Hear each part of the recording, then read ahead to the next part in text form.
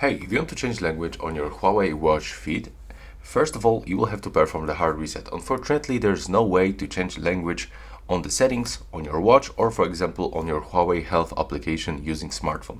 So what you have to do is to grab your watch. Let me just catch focus. There we go. And now we have to go into the settings. So slide down and open the settings icon. From here, you will have to go below and select System and Updates. From here, go into the reset, click on it once, and now select resetting. This will erase all our data, so we have to confirm on this blue button, and now just wait for the resetting option.